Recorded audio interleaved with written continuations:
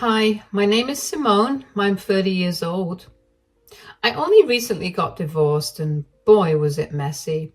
Allow me to tell you all about it. I met my ex-husband Nick at my best friend's wedding 8 years ago. I remember it was a sunny day and everything was perfect. I was feeling a bit lonely because everyone else had dates. But then I saw Nick. He was standing by the punch bowl looking confident and happy. He had this big smile that made me feel warm inside. He came over and started talking to me. We talked about everything, music, movies, our favorite foods.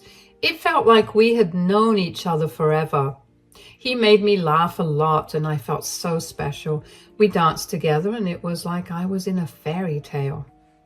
After my friend's wedding, Nick asked for my number. I was so excited. We started going on dates every weekend. Dating Nick was amazing. He made me feel like the most important person in the world. He was always so attentive and caring. He would bring me flowers and write me cute little notes. He was always there to cheer me up when I was sad and to celebrate with me when I was happy. I felt so lucky to have him in my life. After 3 years of dating, Nick proposed. He took me to the beach at sunset and got down on one knee. It was the happiest moment of my life. We got married a few months later, and I thought our life together would be just as perfect as our romance had been. Unfortunately, about 3 years into our marriage, Nick started changing. At first, I didn't really notice it. He seemed more distracted and spent a lot of time on his phone or computer. I remember one day I asked him what he was doing and he said he was just watching some videos. I didn't think much of it at the time, although in hindsight, I probably should have asked him more about it. I'm saying that because over time he started making strange comments. He would say things like, "A real man should get what he wants," or "Women need to look good for their men." I didn't understand where this was coming from. Nick had never talked like this before. It got worse when he started hanging out with some new colleagues from work. They were a rough crowd, always making crude jokes and talking down to women. Nick seemed to pick up their habits. He would scoff whenever he saw a woman having any sort of agency in the movies and TV shows we watched. He would force me into talking about gender politics with him. He'd tell me about how a woman's worth was only tied to her looks and how a woman's place was only in the kitchen. Of course, I was beyond uncomfortable. I did my best to talk to him about why his views were damaging and offensive. But that seemed to only fuel his opinions. He'd call me a typical snowflake feminist for having opposing views. Over time, that hatred towards women transformed into hatred for me. It started off small at first. He started coming home late and would be in a bad mood. He wouldn't even acknowledge me when he got back home, let alone talk to me. We went from talking every day to only speaking when absolutely necessary. It hurt like crazy to go through that because I was literally blindsided by this huge change in Nick. I didn't say anything because I chalked it up to him having trouble with work and let it go. I mean, whenever I tried to talk to him about his behavior, he would shut down, which is why I never pushed it. But his behavior only got worse over time. One particular day, Nick seemed like he was in an even worse mood than usual. I decided to try and talk to him again just to figure out what was going on, not only with him, but also between us. "How was work, sweetie?" "What is it now, Simone? I had a long day." I didn't say anything. I was only asking you how your day was. "Quit acting. I can tell you have something you want to talk about. You have that annoying look on your face." "Oh, I've noticed you've been coming home late a lot lately, and when you do, you seem upset. Is everything okay?" "So now you're keeping tabs on me, huh? You're being really annoying, you know that?" "I'm just worried about you. You used to tell me about your day and you used to greet me with hugs and kisses. Now it feels like you're shutting me out. Maybe I don't feel like talking to you anymore. Maybe I have better things to do than listen to your nagging. I'm sorry if I'm bothering you. I just miss how things used to be between us. Yeah, well, maybe you should try being more interesting then. Maybe then I'd want to spend time with you. I don't understand why you're being so mean. What happened to us? You know what your problem is. You're too sensitive, always looking for problems where there aren't any. Maybe if you weren't so emotional all the time, I wouldn't need to stay out late just to get away from you. I'm sorry you feel that way. I just want us to be happy again. Happiness? You think I'm responsible for your happiness? Grow up. No one's responsible for anyone else's feelings. I see. Well, I'll leave you alone then. Let me know when you're ready to talk. Yeah, whatever. I felt horrible. I didn't understand why Nick had to be so rude to me. I couldn't help but feel I did something bad to him. No matter how hard I tried to think of what I did, I couldn't come up with anything. I did everything he expected out of me, like cooking and cleaning while juggling a job. Eventually, he began insulting and belittling me at every chance he got. I was too shocked to comprehend what was going on, so I didn't say much. Nick's insults became a regular part of our life together. He was always criticizing my looks. He would tell me I looked frumpy or that my clothes were ugly. No matter what I wore, he had something mean to say. Once, when I wore my favorite dress, he said I looked fat and ridiculous. Another time, he told me I should try harder to be attractive like other women he saw. He didn't just stop at my clothes. He also made hurtful comments about my weight. He'd point out women who were thinner and say I should look like them. It hurt so much. And I started feeling really bad about myself. Even when I tried to eat healthier or work out, he would still find something wrong with me. Nick's insults weren't just about my appearance. He'd say I was annoying or that I wasn't trying hard enough to make him happy.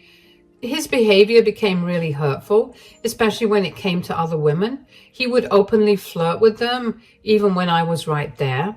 At parties, he would ignore me and spend the whole time chatting with attractive women.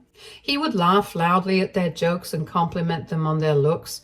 Once, at a friend's barbecue, he spent almost the entire evening flirting with a young woman, acting like I didn't exist. It made me feel invisible and unwanted. When we were out in public, he would point out other women and make comments like, "Why can't you look like her?" Or, "She really knows how to dress up." It wasn't just occasional. It happened all the time.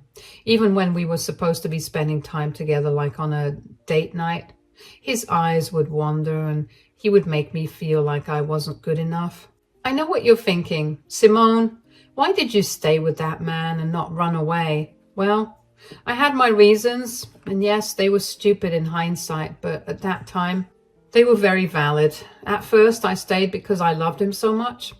I remembered how wonderful he used to be when we first met. He was charming, always making me laugh and feel special. I kept hoping that the man I fell in love with would come back. I thought if I tried harder and did everything he wanted, things would get better. Another reason I stayed was because I was afraid of what people would think. We had only been married for a couple of years and I didn't want people to see our marriage as a failure. I worried about what my friends and family would say. They all thought we were a perfect couple and I didn't want to disappoint them. I also felt very alone. Nick had isolated me from many of my friends. He would make me feel guilty for spending time with them, saying I should be with him instead. Over time, I saw them less and less.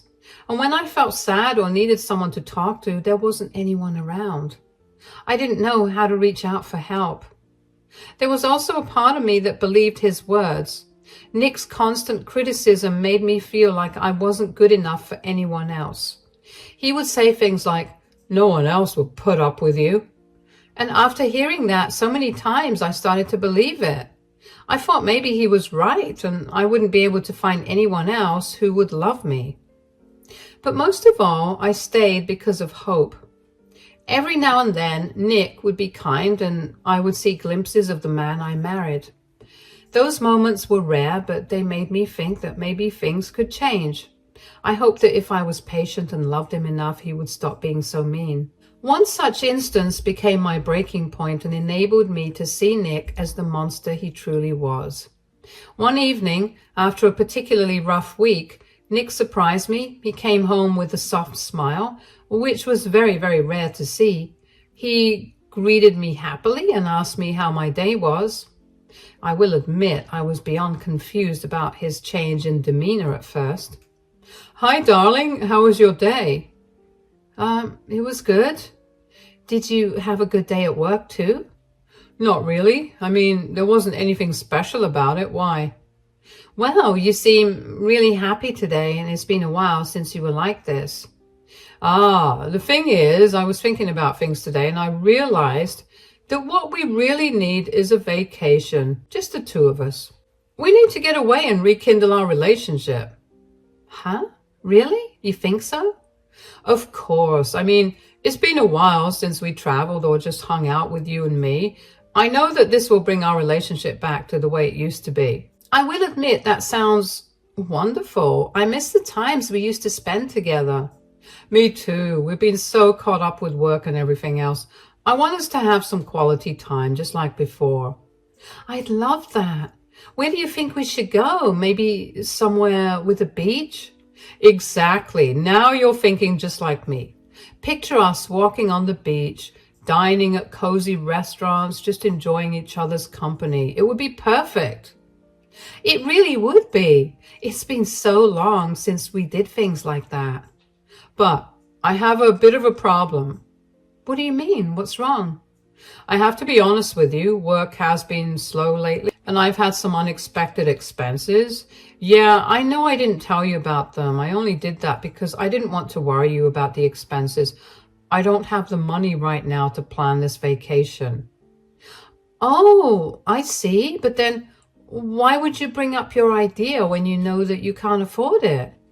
"I was thinking, since you've been doing so well at work and you have some savings, maybe you could cover the cost for this trip. I promise I'll make it up to you. This vacation is a way for us to start fresh. I want us to be happy again." It's a lot of money, Nick. I'm not sure if I can afford it all on my own." "I know, but I wouldn't ask it if it wasn't important to me. Think of it as an investment in us, in our future together. I want to make things right between us." "I do want things to be better between us. Okay, let's do it. I'll figure out the finances. We can make this work." "Thank you. You won't regret this, I promise. We're going to have an amazing time together." "Of course. We're going to have an amazing time together. That's what we've always done best together." Despite knowing that we didn't really have the money for a vacation, I decided to make it happen. I started saving every penny I could. I cut back on personal expenses and worked extra hours whenever possible. I even dipped into my savings, telling myself it was worth it for the sake of our marriage. I spent weeks planning the perfect vacation. I researched destinations, found the best deals on flights and hotels, and planned activities that I thought we'd both enjoy. I wanted everything to be perfect. I booked a beautiful resort by the beach and arranged for a romantic dinner at a fancy restaurant. I even bought some new clothes, hoping to look nice and impress Nick. The day finally came and I was so excited. I had done everything myself, but I was happy to do it if it meant we could be close again. We arrived at the resort and at first things seemed great. Nick was in a good mood and we spent the first day exploring and enjoying the sun. I felt a flicker of the old us, the happiness we used to share. But it didn't last. By the second day, Nick's old habits returned. He started criticizing my clothes, saying they weren't pretty enough for a vacation spot like this. He pointed out other women and said I should try to look more like them. It hurt, but I tried to stay positive because I thought that we were going to slowly work on our relationship. Things only got worse by the pool. Nick stared at other women and made comments about their bodies and clothes. He would loudly ask me why I couldn't look like the attractive women in bikinis. Everyone would stare at me, and I even caught a few people snickering at me. I felt embarrassed and hurt. I couldn't believe he was humiliating me so much at a time when he promised me to be better. But that wasn't all he did. Nick began flirting openly with other women. He'd talk to them, make them laugh, and compliment how they looked. Some of them looked uncomfortable, but Nick didn't seem to care. He kept flirting even when they tried to walk away. It was humiliating. A few women even came up to me and gently warned me about Nick's behavior. They told me that my husband was trying to cheat on me and was making other women uncomfortable. I can't even begin to tell you how ashamed and small I felt. It felt like everyone was watching and judging me. And the worst part was that I wasn't even the one in the wrong. Every time I tried to talk to Nick about it, he ignored me. He'd say I was overreacting and that he was just being friendly. But I knew it was more than that. He was disrespecting me, and it hurt a lot. I felt like I was losing myself, always trying to meet his impossible standards and handle his constant criticism. One evening at the hotel bar, he was flirting with another woman. She looked uncomfortable and kept looking at me. I managed to drag Nick away from the bar and I snapped. "Nick, what in the world do you think you're doing? Why are you flirting with that woman? She looked so uncomfortable." "Oh, come on, you're overreacting, or maybe you're just jealous of all the attention other women are getting. Anyway, I was just being friendly with that lady there." "Friendly?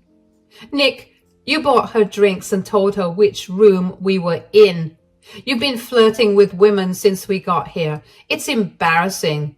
And how could you? Do you even care about how this makes me feel? Maybe if you weren't such a bore, I wouldn't have to look elsewhere for some fun. You're always nagging and whining." "That's not fair. Every time I speak, you tell me I'm whining or nagging you. I didn't even say anything the entire time this vacation because I was trying to make this vacation special for us. And even though you treated me like garbage, you have no reason to say that I'm whining or nagging, and you definitely have no reason to flirt with other women. Why are you doing this to us?"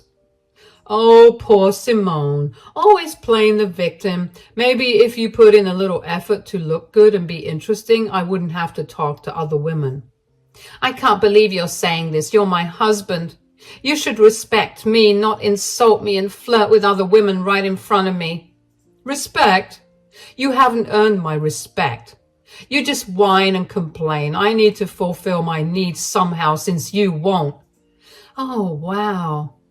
How can you be so cruel? I've done everything I can to make you happy. I even paid for this whole vacation with my emergency savings just so we can try and fix things between us. "Yeah, because you felt guilty. Don't act like you're doing me a favor. You should be grateful I even agreed to come." You literally begged me to go on this vacation. Besides, what do I have to be grateful for? For being humiliated and treated like I don't matter? Oh, please stop being so dramatic. If you can't handle it, maybe you should just stay in the room and leave me alone. Maybe I will. You're a horrible husband and even more horrifying person. Don't act like you're any better than me, you selfish brat. You'd be the most boring person on this planet without me. You should be grateful that I even look your way. You know what? I can't do this. I'm not going to stay here and be disrespected any longer. Fine by me. More fun for me without you around. Nick's words cut through me like a knife. It wasn't just the words themselves, but the cold, indifferent way he said them. It was like he didn't care about me at all, like I was nothing to him. In that moment, I realized our marriage was over. No matter what I did, it would never be good enough for him. He cared more about himself than our relationship. That night, after he went to sleep, I couldn't stop thinking about what he said. I felt so hurt, so worthless. I tossed and turned in bed, trying to make sense of everything. Finally, I made a decision. I quietly got up, packed my bags with shaking hands, and booked a flight back home early the next morning. I didn't want to confront him again. I just needed to get away from him and the pain he was causing me. Leaving was both terrifying and liberating. Only after I sat on the plane did I let myself finally cry about the end of my relationship and marriage. I kept replaying Nick's words in my mind, and each time they cut deeper. I wanted everything that happened in the last year to be one big joke. But even if it was, I knew that no joke was worth making me feel the way I felt. I knew that I couldn't stay with someone who treated me so badly, who made me feel so small and insignificant. I also knew that I couldn't let someone who made me feel that way get away so easily. Once I got back home, I immediately canceled Nick's ticket back home. If he wanted to come back home, he could figure his way back without using my money. I also withdrew all the money from our joint account that I had put in, which was more than half of the entire amount. Whatever was left in there was definitely not enough to buy a plane ticket back home, but it was enough to support him for a good week.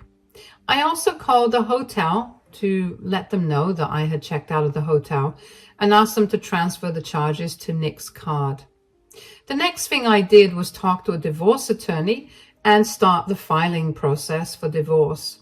I also contacted all of our family members and told them all that Nick and I were getting a divorce. I outlined all the reasons for the divorce, and I provided them with the proof that I had gathered over the years. Needless to say, nobody was happy to learn about Nick's true nature. I got a lot of love and support from not only my family, but Nick's as well.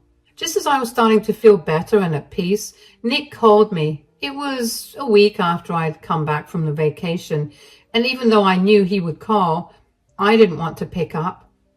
He kept calling me, and eventually I got really annoyed, so I picked the call up. Simone, what in the world's going on? I tried to check my bags in online, but my ticket has been cancelled. The hotel says my card isn't working. They're saying I can't stay here unless I pay now. What did you do? I took out most of the money from our joint account. I cancelled your ticket too. Why would you do that? How am I supposed to get home? How am I supposed to pay the hotel? You hurt me, Nick. Your behavior on this vacation was awful. You flirted with other women right in front of me. You treated me terribly, all while knowing that the only reason you were even on that vacation was because I paid for the entire thing. I don't think it was fair to me that I had to feel like crap the entire time while you got to enjoy yourself. That's no reason to leave me stranded. You're crazy. Fix this now. No, I won't fix it. You crossed the line. You made me feel worthless and humiliated. And now you need to learn what that feels like too. Oh, so this is your revenge. Leaving me stuck here with no way home. Real mature. Call it whatever you want, but this is me standing up for myself. I deserve respect. I won't put up with your mistreatment any longer. All right, you're right. I treated you horribly and I should have been kinder to you. I should have treated you with more respect. I'm sorry, okay? Just send me some money so I can pay for the hotel. I'll figure out the ticket later. I just need to get out of here. Not only is your apology insincere, but it's also late. Your apology will not take away all the hurt you've made me feel. I'm not sending you any money. Figure this out yourself. What am I supposed to do now? I'm stuck here. I don't have any money. Luckily for me, that's not my problem. Maybe you should think about how you treat people. Your actions have consequences. Simone, please, just tell me what to do. I can't stay here like this. Find a pretty woman to fulfill this need of yours. Isn't that what you told me? Maybe one of them will help you out.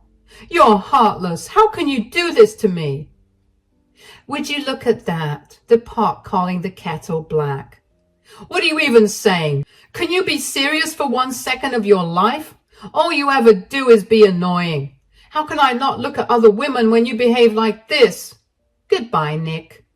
Simone, don't hang up. Simone. Hanging up that phone was the best thing I ever did for myself.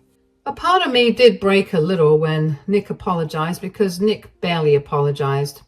But Nick's apologies were nothing but hollow sounds to me now. I had heard enough apologies from him that never led to any real change. I knew I couldn't go back to him, not after everything he had put me through. It was empowering to finally stand up for myself, to take control of my own life again. I heard from a mutual friend that Nick struggled to find a way back home. He had to scrape together money from wherever he could. He couldn't contact a lot of his family members because they were all disgusted with his true nature and wanted nothing to do with him. He ended up borrowing from whatever few friends he has left and somehow managed to convince his parents to pay off his hotel bill before they cut off contact with him. He also eventually managed to buy a plane ticket and get back home. This entire ordeal was a stark contrast to how he used to live. Always being in control, always having things his way. This time, he was forced to get on his hands and knees and beg people to help him. People who would have readily helped him out earlier turned their backs on him, all because of his own actions and words. When Nick finally returned to our apartment, he found it empty. I had taken all my belongings and left. It was a difficult decision to make, but I knew I couldn't stay in a place that held so many painful memories. The lease was ending in a week anyway, and I don't want to prolong the inevitable. The divorce proceedings were tough. Nick tried to manipulate and guilt-trip me, as he had done throughout our marriage. He tried to make me feel like I was to blame for everything that went wrong. But I had documented his abusive behavior, his constant criticism, his flirting with other women, his hurtful words, and I used it to my advantage in court. I had support from friends and family who witnessed his behavior firsthand, and with their encouragement, I stayed strong and resolute. Despite his attempts to delay and complicate the process, I was able to finalize the divorce quickly. The judge saw through his tactics and ruled in my favor. It was a relief to finally be free from him, to no longer have to endure his toxic behavior. After leaving Nick and finalizing the divorce, my life started to improve in ways I hadn't imagined. I focused on myself, on healing and rediscovering who I was outside of that abusive relationship. I surrounded myself with positive influences, friends who uplifted and supported me. I pursued my interests and hobbies with renewed passion, reclaiming the parts of myself that I had lost during my marriage. On the other hand, Nick's life took a downturn. Without me to support him or enable his behavior, he struggled to adjust. He continued to reach out to me, trying to manipulate his way back into my life, but I remained firm in my decision. I knew I deserved better, and I wasn't going to let him drag me down again.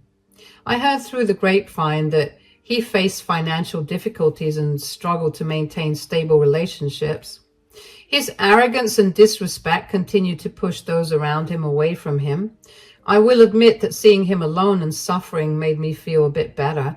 He was finally getting what he deserved for torturing me for years. In the end, leaving Nick was the best decision I ever made. The whole journey to where I am today wasn't easy, but it was necessary for my well-being and happiness. I learned that I'm strong and resilient, capable of standing up for myself and creating a better life. I am grateful for the support and love that helped me through that challenging time.